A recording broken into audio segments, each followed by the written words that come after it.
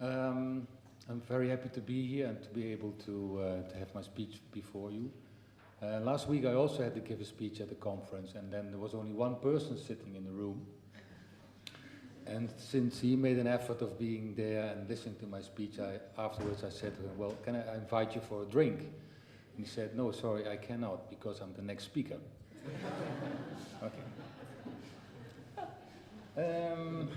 Okay. Yesterday evening you were very lively in shouting, what was it, petit pâté? Petit pâté. So now what we're going to do, every time you see this picture, you're going to say champagne. Champagne, right? So remember. Okay, I'll give you the Zilvermuseum in 10 seconds. So this is the building. It's a former military arsenal. This is our permanent collection. This one as well. That one as well. Our famous centerpiece. This is a temporary exhibition about Dutch design and silver, combined with electronics out of the same era. Sometimes we make a mess out of it. And this one, particularly for the French people, should be proud because this is a dining table, but it's only from the famous brand Christofle and Haviland. So the tableware is from Haviland and the silver is from Christofle. A totally French exhibition. Just say, oh, ah. And this is one of our temporary silversmiths living in Schoonhoven. That's where the museum is located. Sometimes we combine our exhibition with, this one is about design by nature, so inspiration by nature, and we combine it with real objects out of nature. So it's not just silver, but also combinations. Champagne, yeah, oui. Okay, now about the revitalization of the silversmith craft. In fact, this young man, he sparked me in doing what I'm doing now, because he's working at the Zilvermuseum and giving demonstrations, and he is 13th generation silver jewelry maker. Yeah, it's a very traditional Dutch jewelry what he produces. And he is he's now 72 years old, and for the last 20 years he's looking for a successor, but he cannot find it. And well, you can just imagine that since he's the last of his generation, that this craft will get lost.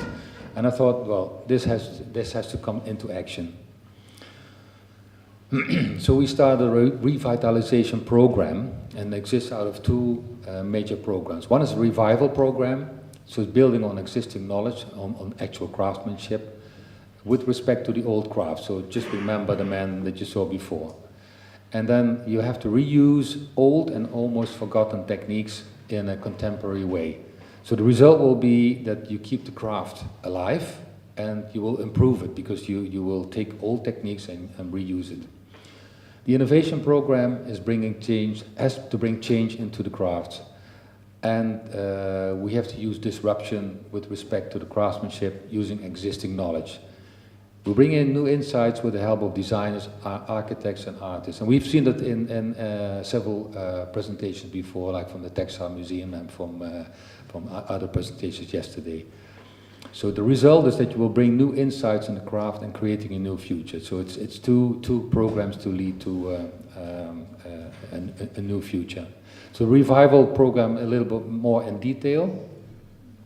So you have to use a classic technique, and that may include enameling, chasing, etching, filigree, metal patina, and so on. Then you can partner with other disciplines and aim at innovative practices, but the approach to traditional techniques are really encouraged. So you have your designer-constructor partnership that's also allowed. It's not only meant to be for silver craftsmen. And then in this program, unique objects and prototypes for machine production are equally considered. So you have a choose of both. I'll show you some examples where it led to. The technique in this case is casting, which is more or less the oldest technique known in producing silver objects. This one was done by Peter Bauhaus from Germany, and it's called polycast because he casted it in not in one step but in several steps, and that also created the interesting patina. I think is a perfect example of taking something that is old and known into something new and innovative. This one is from Chen Zhang from the United Kingdom. He made an extreme good effort in welding because if you know just a little bit about welding or silversmithing, then you know that making a long straight seam is extremely difficult. He combined it with the patina, black patina, which is very well known known way of working with silver. And he opened up the patina at several points, so creating a really interesting object.